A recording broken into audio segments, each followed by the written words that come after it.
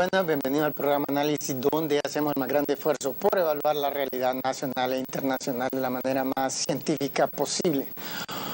Hoy queremos hablar sobre el tema de la educación, pero o sea, el papel que juega las computadoras y el internet en la educación y el desarrollo, el progreso de un país. Este es un tema que, bueno, una gran cantidad de gente ha estado fascinada, sobre todo con el internet, porque abre posibilidades ilimitadas de educación, de autoeducarse, que era una opción que realmente no existía antes. Entonces, hemos invitado a probablemente la persona con los más altos estudios académicos en Honduras, que es el doctor José Salgado, quien tiene un doctorado, tiene dos doctorados, uno en educación y otro en politología de la Universidad de Harvard. También estudió en la prestigiosa Universidad de Oxford en Inglaterra y ha sido profesor en la Universidad de Harvard. Que implica un mérito mucho más alto que simplemente sacar un doctorado de universidad. Entonces le damos la bienvenida y gracias por aceptar nuestra invitación, doctor. Muchísimas gracias, doctor Savillón. Es un placer para mí estar en este programa y poder compartir con el pueblo hondureño la necesidad de integrar tecnología no solamente en nuestro sistema educativo, pero en todas las áreas de la sociedad, para que podamos tener un progreso y poder competir con países centroamericanos, pero también con el resto del mundo. Yo recientemente tenía un estudiante de sociología, el UNA, y él está quejando de las universidades privadas porque debería de ser todo estatal. Bueno, él clara, abierta y francamente me confesaba que él es marxista.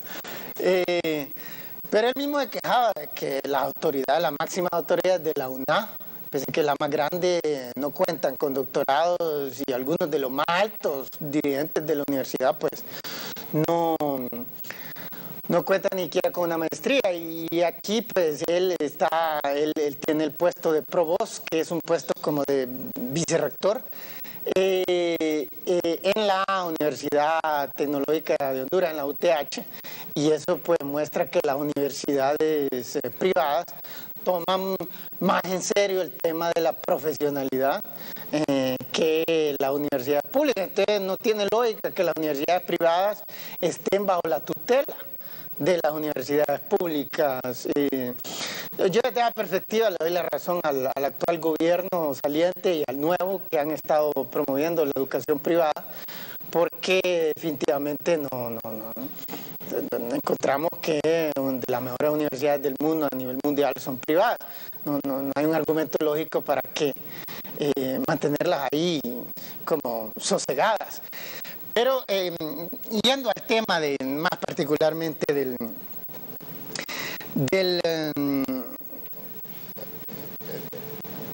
a nivel mundial, todo el mundo está muy excitado, los especialistas en educación, los economistas, con el tema de la computadora y la educación. Hubo un programa, no sé, ahí en los Estados Unidos, de alguien que quería regalar $1 millón a los países más pobres. Entonces hizo un arreglo con una empresa taiwanesa para que redujera costos de producción. Correcto, sí.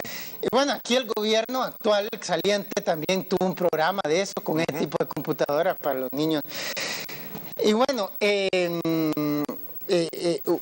¿usted qué opinión le merece esa tesis que dice que a mayor cantidad de computadoras y mayor cantidad de conexiones per cápita por internet, mejores son las posibilidades educacionales y de desarrollo del país?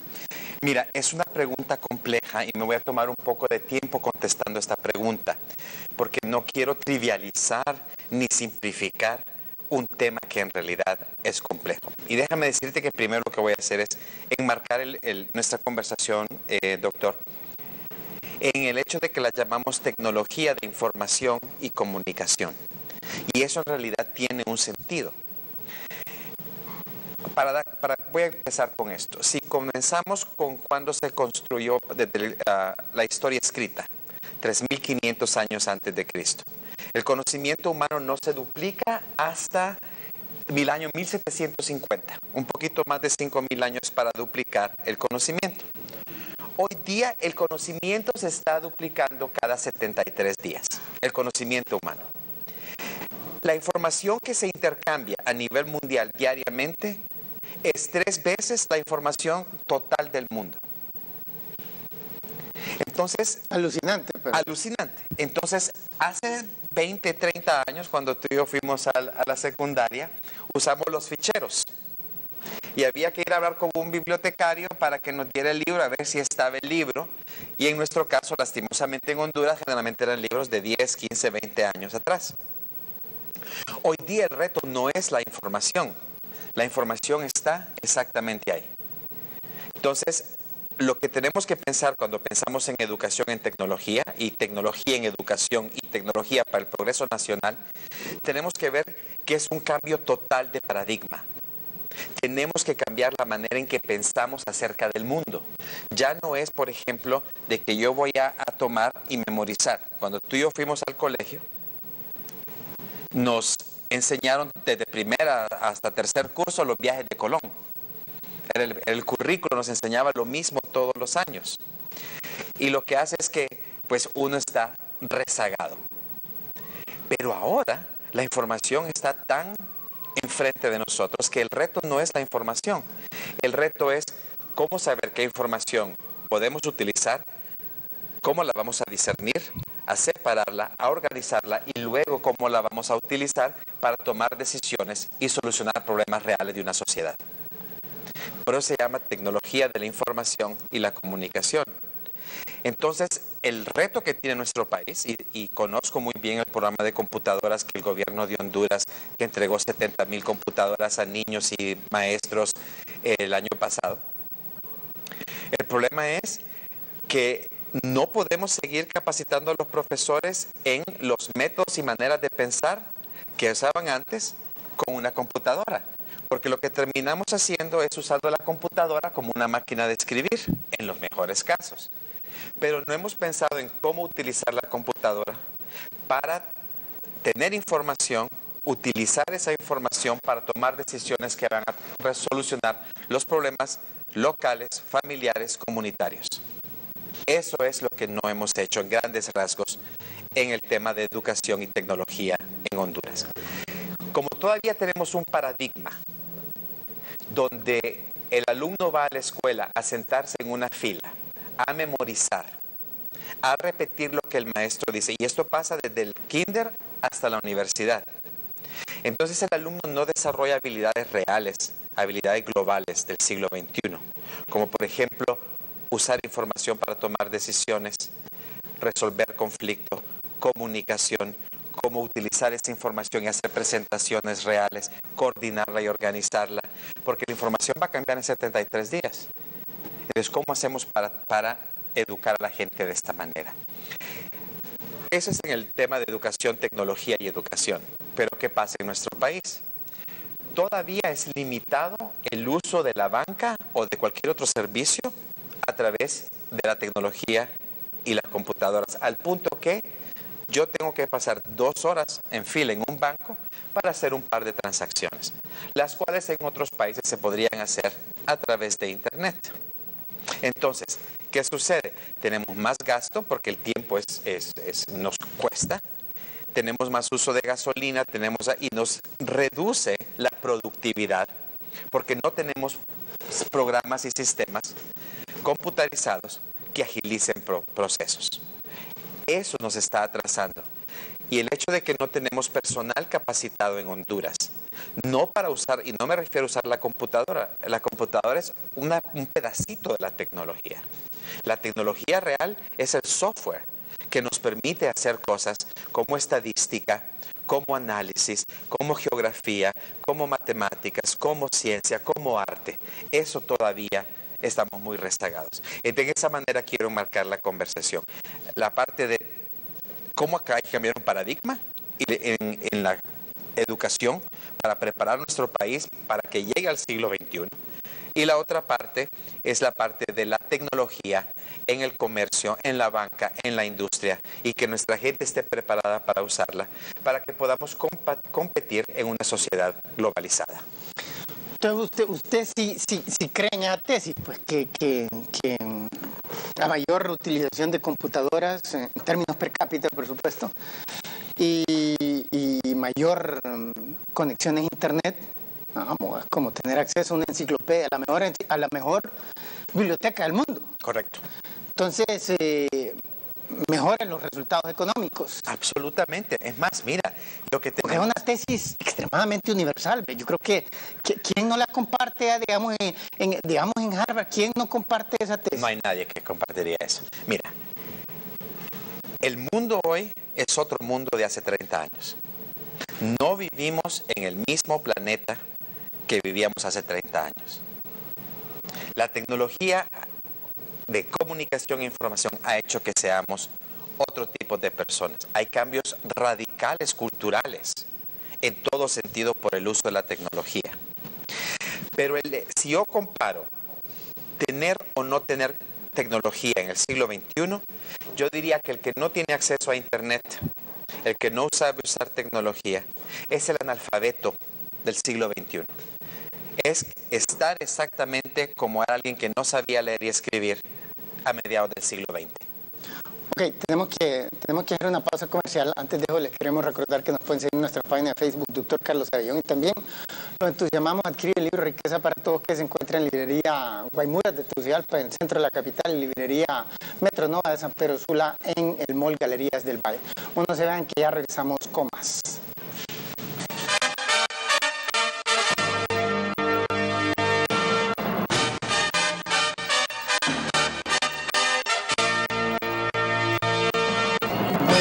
De regreso y estamos hablando con un distinguido académico intelectual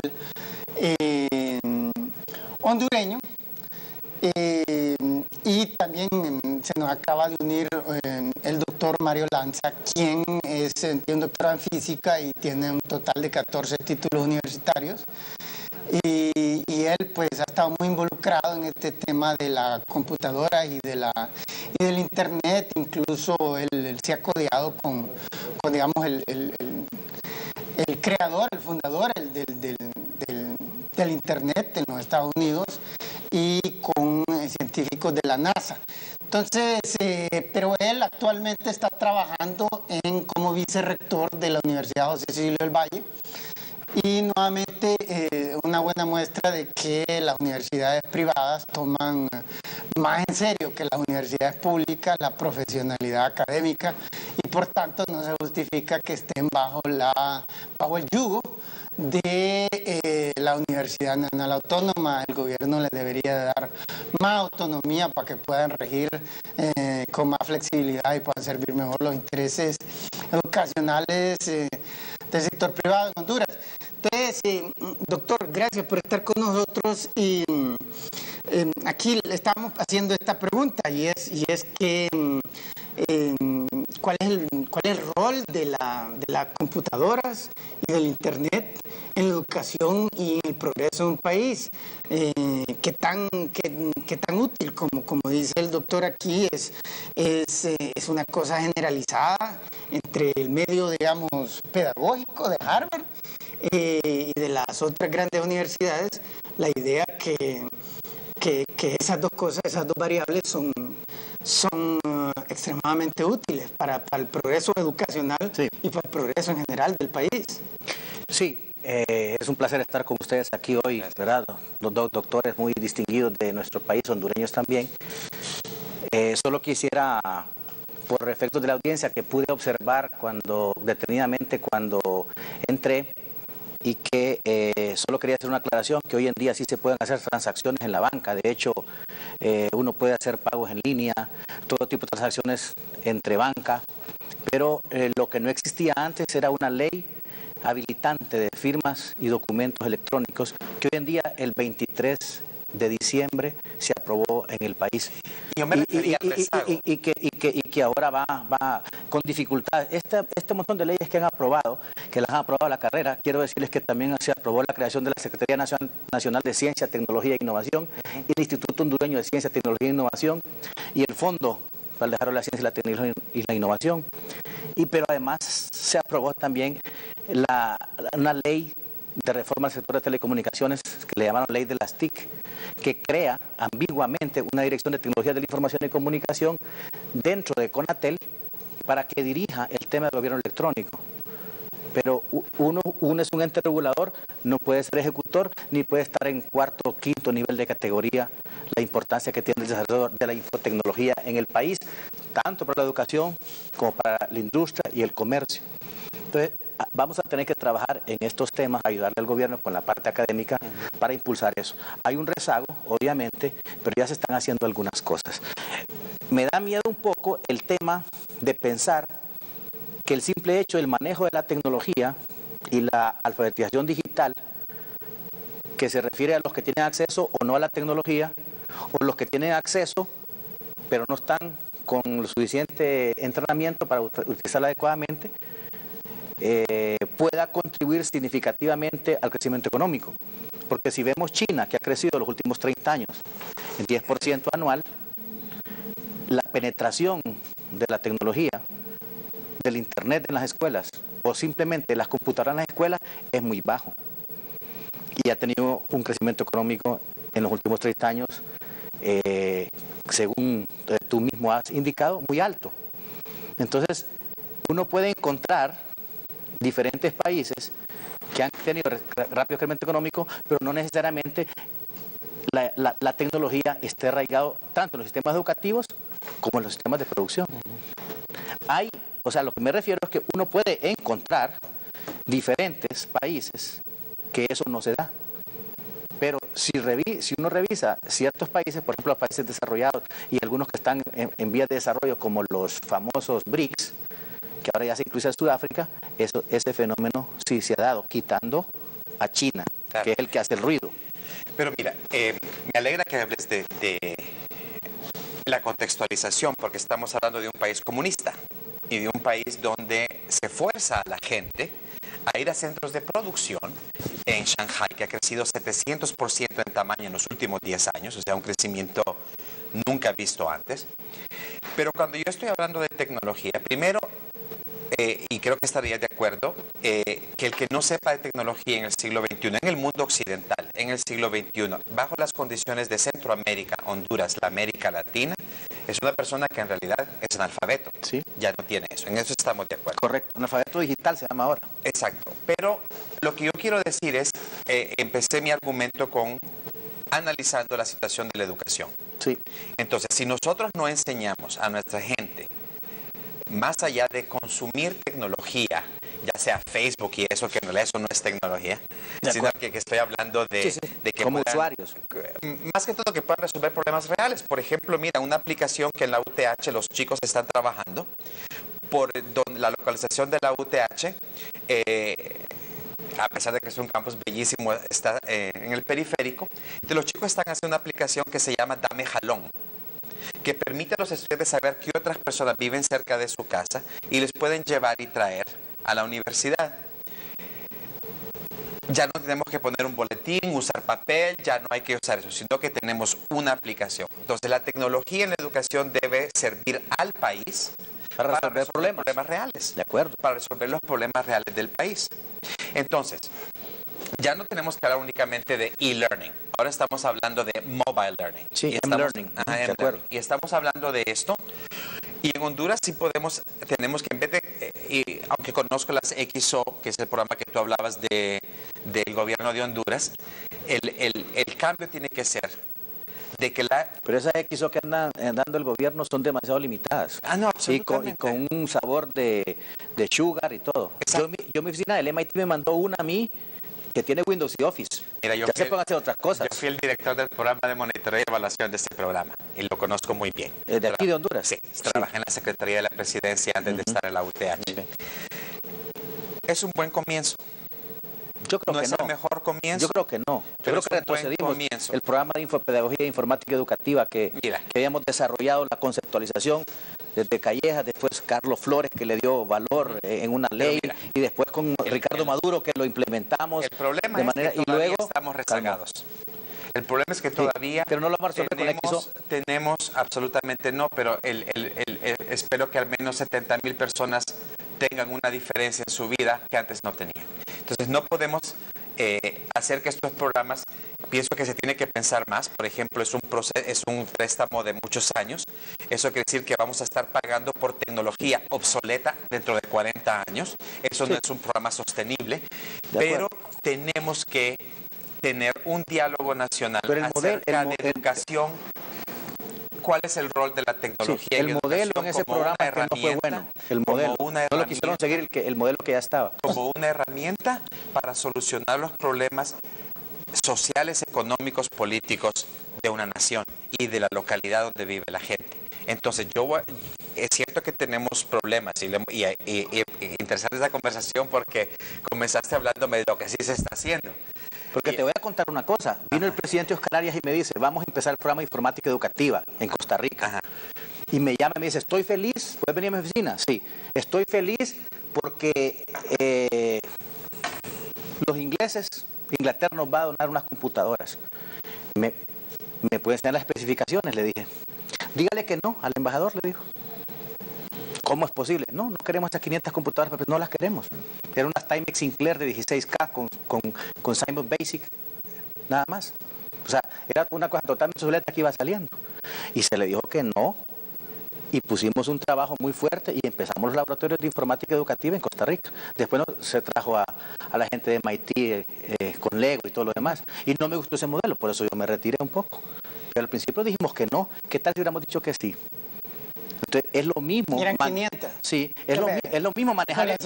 Pero nosotros, 5 millones. Pero nosotros empezamos con 36 centros educativos en Costa Rica y en Honduras empezamos con 36 centros educativos también. ¿De cuánto era este proyecto de este gobierno, del actual saliente? Ofreció 1 millón de computadoras y solo llegaron 80 y pico mil. O sea, le quedaron debiendo 920.000 computadoras de la promesa del presidente. Ok. Pero mejor no hablemos de ese tema para que sigamos dialogando el otro tema que me parece más interesante, porque un día podemos hablar sobre ese proyecto, la XO, los modelos de infopedagogía y otra cosa. Sí, no, el problema es que aún si fueran, ¿cuánto era? 1 millón la promesa. Sí. 1 millón. ¿Cuántos estudiantes hay? Porque eran para primaria. Correcto. Pero ¿cuántos estudiantes? 1.125.000. Pero mira. Más o menos iba a cubrir todo. Pero el problema... Pero sí un modelo educativo. Pero, por ejemplo, en este momento, en un montón de escuelas, lo que están utilizando es iPads. Correcto. Sí, es una constante. Como regla general, no hay dinero para empezar para pupitres. En este país y en infinidad de otros países.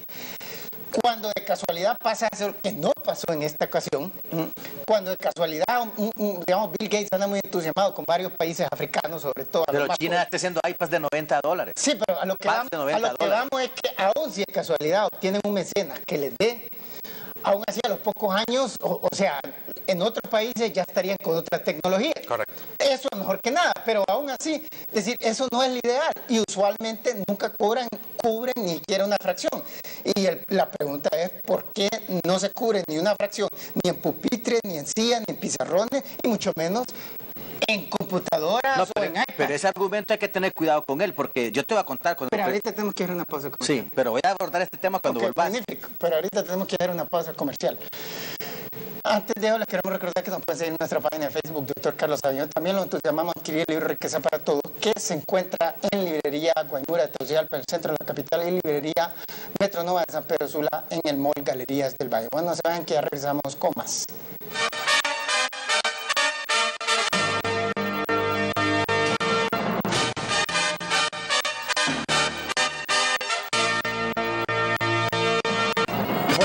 Ya estamos de regreso y estamos hablando con dos de las personas más inteligentes y más estudiadas de este país. Y miren, el tema es qué efecto tiene sobre el progreso, sobre la educación, definitivamente, no hay duda. Yo cuando estudiaba en Europa, yo decía qué suerte tengo de estar en una biblioteca como la de la Universidad de Ginebra y comparaba porque yo también estudié en la Universidad Nacional Autónoma de Honduras y comparaba la cantidad y la calidad de los libros, como decía el doctor Salgado, la actualización del material, pues era viejísimo el que uno encontraba aquí en UNA. Entonces yo decía qué suerte, hoy día me sale sobrando si no estoy en ningún país desarrollado. En tanto tenga conexión a internet, yo tengo la biblioteca más grande del planeta. No quiero molestarme en ir a ninguna biblioteca. ¿Para qué desplazarme? Estoy cómodo en mi apartamento. Efectivamente, es el potencial de aprendizaje es ilimitado con una computadora y una conexión a internet. Sobre eso no hay debate de que esto está revolucionando masivamente, como las cifras que nos dio el doctor José Salgado al comienzo, de que cada 73 días se duplica la información y antes tomó milenios para que se duplicara. Entonces, ahora el tema fundamental es qué efecto tiene sobre el progreso y más particularmente sobre el crecimiento económico, porque esto es el meollo del asunto. Hemos visto una gran cantidad de países a través de la historia que tenían los niveles educacionales más bajos del planeta, como por ejemplo Botswana en la década de los 70, era en el momento de la independencia en el 66 el país más pobre de la tierra, solo había unas pocas escuelas privadas, pero aún así en la década del 67 a 1980 obtuvieron una tasa de crecimiento de 15% anual. Es decir, que el grueso de la población no sabía leer y escribir. Entonces, de ahí vimos a Libia en 1959, o sea, en la década del 60, el país creció a 24% anual, las exportaciones crecieron a 68% anual, pero alucinante. O sea, es cosa que ningún país occidental, ni Japón, jamás ha obtenido en ningún momento de la historia. Y uno dice, ¿cómo diablos hicieron eso? Cuando solo habían 3 ingenieros en todo Libia, en 1959 solo habían 3 ingenieros. Y la pregunta es, ¿tiene un rol la educación en el crecimiento económico? Porque todo el mundo en Harvard, yo lo conozco porque he leído la literatura, él lo conoce porque ha sido profesor de Harvard y estudió ahí, sacó 2 doctorados, y todo el mundo dice, hay un instituto... Pero no solo es educación. Hay un instituto que se llama para el desarrollo, ¿cómo es que se llama? Que lo dirigía Jeffrey Sachs y ahora es un venezolano.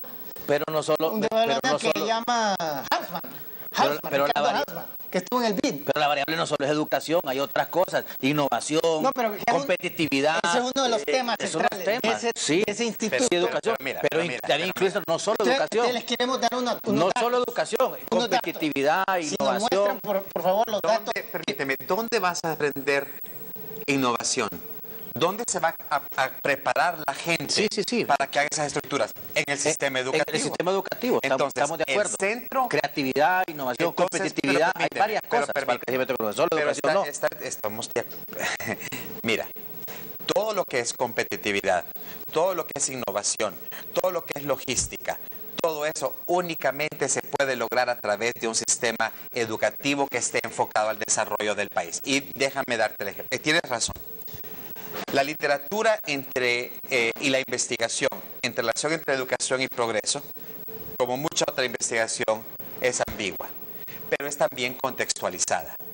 Si miramos el caso de Costa Rica, o el caso de Chile, o el mismo caso de Brasil, no estamos, y yo no estoy argumentando de que se debe de imitar exactamente esto, sino que en una educación real, en una educación que tiene como centro la persona y que la persona pueda tomar decisiones a través de nuestra información, los hondureños vamos a poder leer nuestra realidad y actuar bajo esa realidad sin necesidad de sistemas imitando. Necesitamos ver datos porque usted es un científico de primer orden y usted sabe que la ciencia funciona en función, uno acumula datos sin prejuicios, sin ideas preconcebidas y después empieza a buscar correlaciones y después relaciones causa-efecto. Entonces miremos unos datos del Banco Mundial. Computadoras por cada 1000 habitantes para el 2005 es el último hecho. El 2008 ya hay datos, pero muy irregulares. Solo pocos países desarrollados tienen. Entonces, no podemos comparar a través de los países. Y miramos ahí, los Estados Unidos no es el más alto. Finlandia parece como el más alto, pero es de los más altos. Y seleccioné 2 países porque cuando compara con las tasas de crecimiento, entonces ahí lo hace reflexionar a uno. Entonces, miramos ahí Angola con 6. Con 6, una cosa que ahí pues 4 personas se pueden conectar, o sea, tienen su computadora y se pueden conectar. Ahora, mostremos la próxima tabla. Honduras con 15 y el paquetazo le acaba de poner 15% de impuesto a las computadoras. Ahora miremos. Más atrasados vamos a estar todavía. Miren, la tasa de crecimiento promedio anual de la primera década del siglo XXI. Entonces miramos los Estados Unidos con muy bien en computadoras, pero no le ha servido nada. Veamos Hong Kong, que tiene mucho menos, y ha tenido una tasa. Alemania, que está bien, menos, pero bien, una raquítica 1% de crecimiento anual. Corea del Sur, que le ha metido mucho a eso, está creciendo a 4%, que no es nada. Mire Qatar, muchísimo más bajo, pero con 9% de crecimiento anual. Y Honduras 3%, pues mire, con lo mal que está Honduras y creció más rápido que los Estados Unidos o Alemania, pese a que están inundados de computadoras de mejor calidad que los de Honduras y con mejores sistemas de conexión a Internet. Y mire Angola, 11%.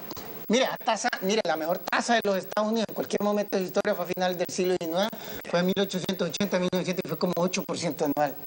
Entonces uno se pregunta, pero mira, si la educación, si las computadoras, si el Internet es tan importante, deberíamos de estar viendo otras tasas de crecimiento. Pero es que no puedes comparar, perdona, no puedes comparar eso. Regresemos al estudio. ¿Por qué? Angola tienen petróleo y un montón de petróleo en una crisis mundial de energía petrolera. Entonces no podemos decir, y una cosa hay que hacer una cosa, y científica. Miremos la diferencia entre crecimiento crecimiento de la macroeconomía y la microeconomía. En Honduras los niveles de macroindicadores han mejorado y los microindicadores cada día van de pique. Entonces cuando hablamos de Angola, tienes que ver de que quien tiene el dinero no es toda la gente. Existe muchísima pobreza en Angola todavía. Claro. Pero porque hay crecimiento, porque tienen un yacimiento de petróleo gigantesco. No, pero no podemos. Y el otro era Qatar. No es por petróleo, mire, Qatar me va a decir. Pero Qatar no es por petróleo, Qatar es porque es un paraíso fiscal. No, es gas natural lo que tienen, y tienen abundancia. Pero tienen un paraíso fiscal donde todo el mundo pero eso árabe. Es una decisión de cada gobierno. Exactamente. Porque no lo hace otro gobierno. Lo que tenemos que hacer es qué significa para Honduras. No se le puede achacar eso a un gobierno. Pero mira, estamos hablando de tecnología. Sí, estamos hablando de cómo un país saque la pobreza y todo el mundo dice apostemos a la educación. Todo el mundo, es lo divertido, desde la extrema izquierda hasta la extrema derecha. Eso yo estoy de acuerdo, porque si vamos a sacar, ¿quién va a liderar este país? Nosotros. Sí. Y lo vamos a hacer con la gente educada. Es que los datos científicos dicen que aunque usted le meta más inversión en educación a nivel primario, básico y terciario, y usted ve que los que han invertido muchísimo dinero en educación, no necesariamente tienen buen crecimiento económico. Y algunos de los que menos han invertido tienen un crecimiento económico fabuloso. Es que el doctor antes creía lo mismo que usted. No. Pero vino a mi programa y le presenté una estadística. Y me puse a estudiar a la UNESCO, Banco Mundial. Le voy a poner otros datos. Descontextualizados completamente. Okay. Quedémonos con Angola. Usted lleva razón, han hecho grandes descubrimientos de petróleo. Pero mire, agarre Nigeria. Nigeria de 1970 está produciendo y exportando petróleo en gigantesca cantidad. Actualmente el octavo más grande exportador de petróleo del mundo, que es una posición mejor que la de Angola. Y aún así nunca han tenido rápido crecimiento económico. Estamos hablando de más de 40 años ya. Los últimos, la primera década del siglo XXI, una cifra comparable, obtuvieron 4%, con un montón de petróleo. Y lo producen bien, porque lo producen multinacionales offshore. Sí, pero doctor, que es sin problemas al interior del territorio. También tenemos que tener cuidado porque siempre hay contraejemplos. Y eso es lo que le está viendo también. Mostremos los datos. Siempre hay contraejemplos. Uno puede encontrar y Qatar tiene excepciones también. Qatar y mostrar datos. Tiene que ser más. Pero mira, antes de gas natural. Mira, eso indica algo de que la política gubernamental también es un factor de desarrollo. Totalmente. Entonces, yo no estoy... No solo es educación, es un montón de factores. Estoy de acuerdo con eso. Pero mi argumento es esto, quien va a producir esos cambios es la gente educada. Sí. Y mientras tengamos... estoy de acuerdo.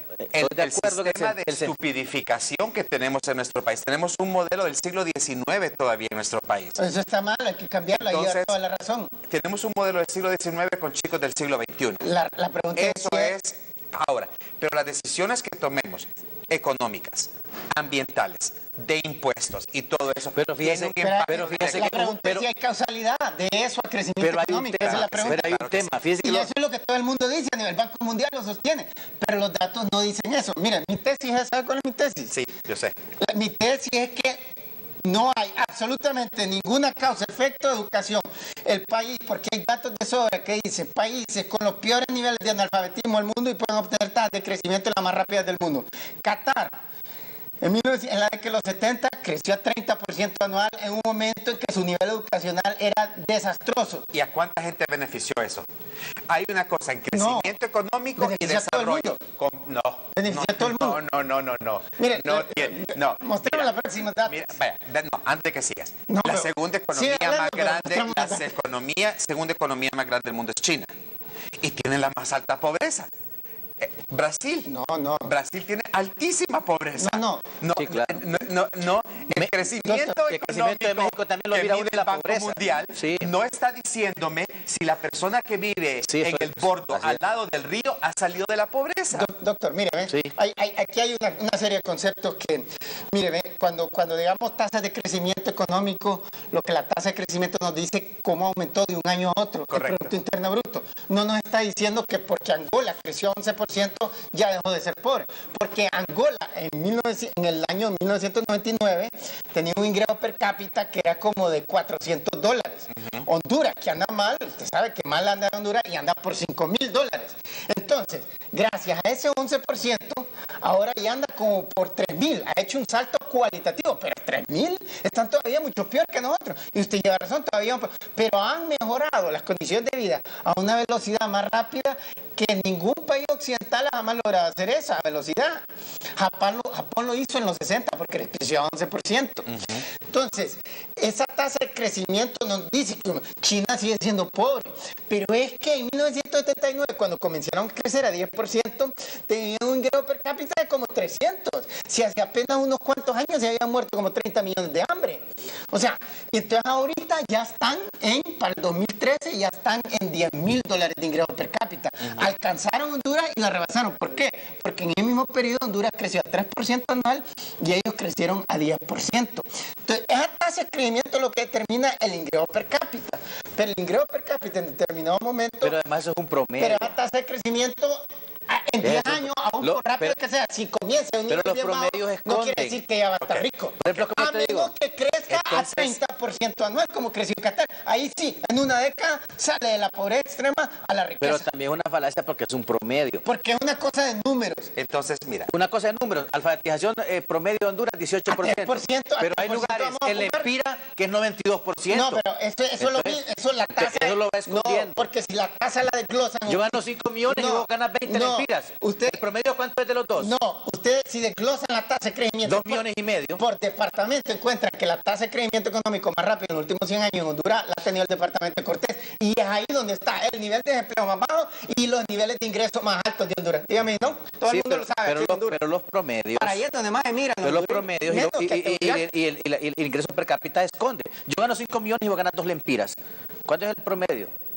2 millones y medio. Yo gano más. Yo gano 5. Con uno. Tenemos que dar una pausa comercial. Y el promedio. Antes de eso, queremos recordarles que nos pueden seguir en nuestra página de Facebook, Doctor Carles Aviñón, y también los entusiasmamos a adquirir el libro Riqueza para Todos, que se encuentra en librería Guaymuras de Tegucigalpa, en el centro de la capital, y que no les va a decir lo que todo el mundo dice. Aquí somos consistentes, pura lógica, como decía Immanuel Kant. Y también en librería Metro Nova de San Pedro Sula, en el Mall Galerías del Valle. Bueno, se ven que ya regresamos con más. entonces,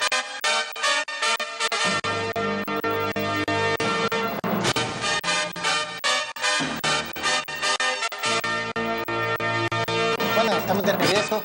Miren, aquí tenemos dos personas que deberían de ser ministros. Él debería ser ministro de Ciencia, él debería ser ministro de Educación, pero el problema fundamental en Honduras es que 190 años de nepotismo. Aquí no creen en la profesionalización. Y todos dicen no tienen ninguna importancia. Y mire cómo está el país. Uno de los más pobres, de los más corruptos y de los más violentos del planeta.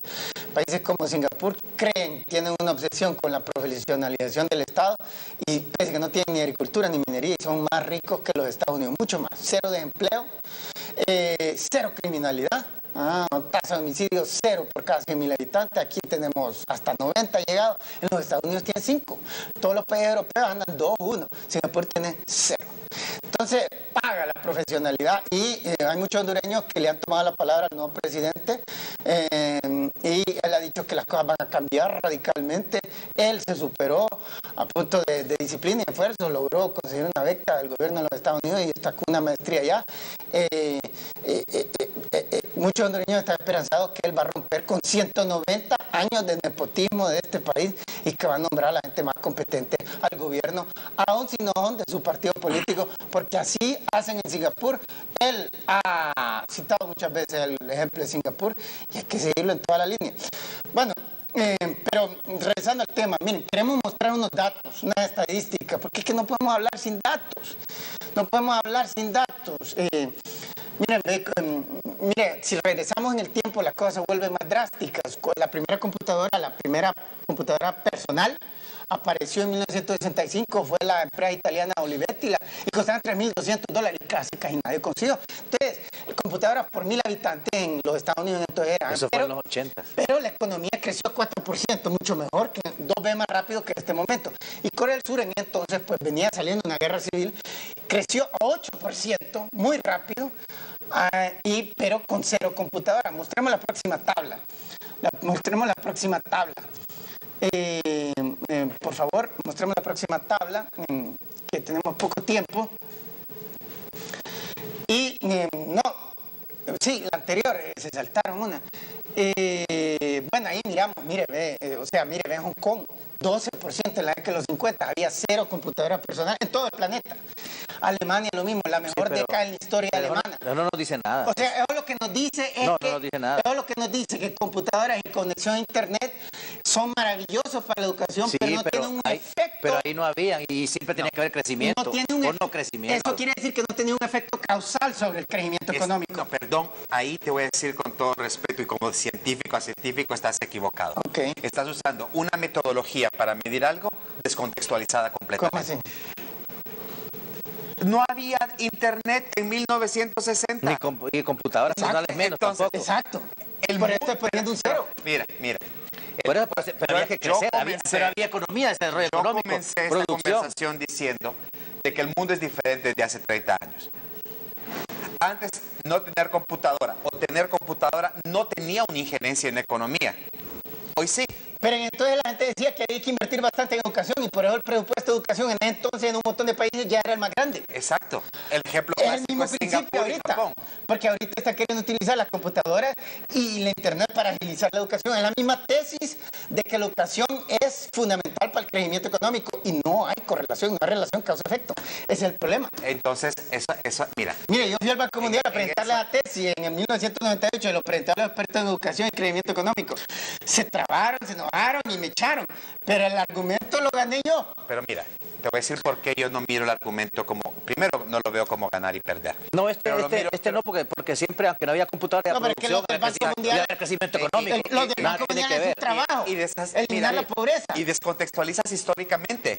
Corea, igual que Estados Unidos, igual que Honduras, después de la posguerra, tiene un crecimiento económico. Siempre va a tener. Sí. Claro, y Corea viene de una guerra y va a tener un crecimiento económico. No, lo mismo que Alemania. Solo por salir de una guerra no quiere decir que un país va a tener crecimiento económico. Gran Bretaña, donde usted estudió, creció a 3% anual en la década de los 50. Fue el único país occidental y fue el que más recibió ayuda al Plan Marshall de los Estados Unidos. Y fue el que tuvo la tasa de crecimiento más lenta. Todos los otros países de Europa.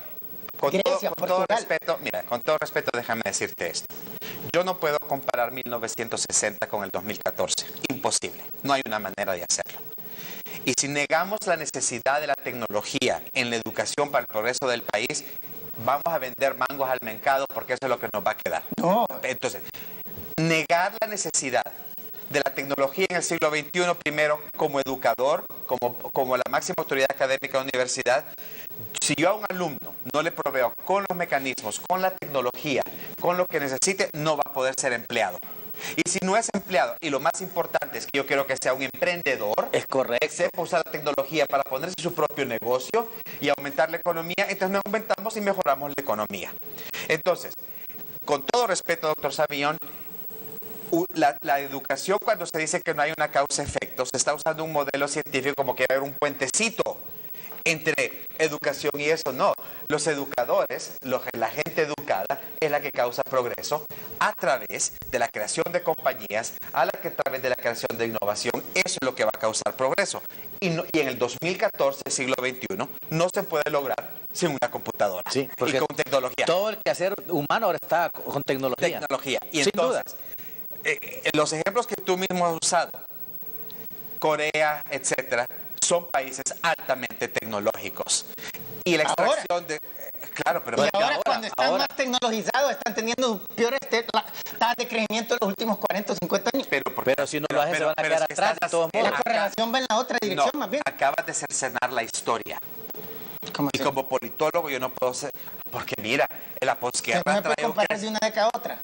No, porque es un contexto histórico completamente diferente. Porque mira, si miramos, por ejemplo, el crecimiento de Estados Unidos a finales del siglo XIX, ¿verdad? Con Rockefeller, Vanderbilt y todo esto. Hay una decisión clara del gobierno que se va a dejar a la empresa privada manejar el desarrollo de los rieles, del petróleo y todo eso, que crea el boom económico de los Estados Unidos y lo convierte en una potencia. Está a debate si esa fue la causa. Ok. Hoy día, muchas de las cosas económicas que se hicieron a finales del siglo XIX en Estados Unidos son ilegales, como el monopolio, hostile takeover, o sea, tomar una compañía. Pero apareció por ahí esa ley del antitrust. Exacto. Entonces, mira, los contextos son diferentes. ¿Qué había de economía en el siglo XIX? El petróleo, el movimiento de personas. Hoy día no es eso. Hoy día más bien la economía es la economía. Lo que hace un país progresar es, por ejemplo, transacciones bancarias, como Inglaterra. Inglaterra no está produciendo, tiene transacciones bancarias. Y de ahí el efecto que tuvo la crisis económica la economía de la información, porque ahora todo es transaccional. Es la economía de la información. Ya no podemos pensar de que vamos a hacer eso electrónicamente. Entonces no podemos, con todo respeto, doctor Savillon, y leí tu libro y me encanta tu libro y pienso que podemos rescatar muchas cosas. Pero la parte que como científico no voy a descartar es la importancia de la historia y del momento histórico. La tecnología ha cambiado hasta la manera en que construimos carros, que también fue uno de los motores de la economía de Estados Unidos, en la creación de los carros. No podemos hacer esto ahora. Es más, miremos cómo el mundo ha cambiado. Se hacen carros, los carros japoneses se hacen en Estados Unidos y los carros de Estados Unidos se hacen en Brasil, en México y en otras partes del mundo.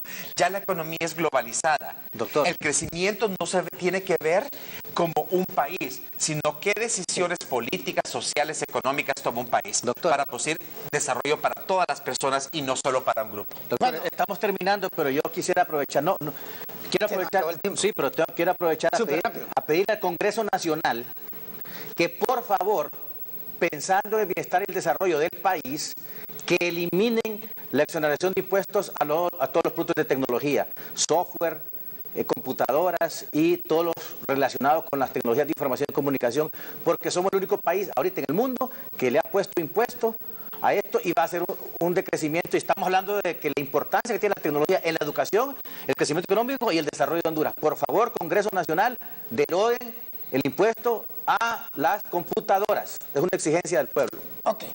Se nos acabó el tiempo, como pueden observar, cuando se estaba poniendo buena la conversación, se nos acabó el tiempo, porque esta conversación tiene que tomar tiempo para arrancar, ¿va? Entonces esperamos contar con ellos. Como ellos son grandes intelectuales, no nos preocupamos de que no vayan a querer regresar. Porque la próxima semana los estamos políticos, aquí nadie quiere venir a mi programa. Bueno, se nos acabó el tiempo. Antes de eso, les queremos recordar que puede adquirir el libro Riqueza para Todos en librería Bohemuras de tu ciudad, en el centro de la capital, librería Metro Nova de San Pedro Sula, en el centro comercial Galerías del Valle. Sin más, nos despedimos y esperamos contar con ustedes en la próxima edición de Análisis.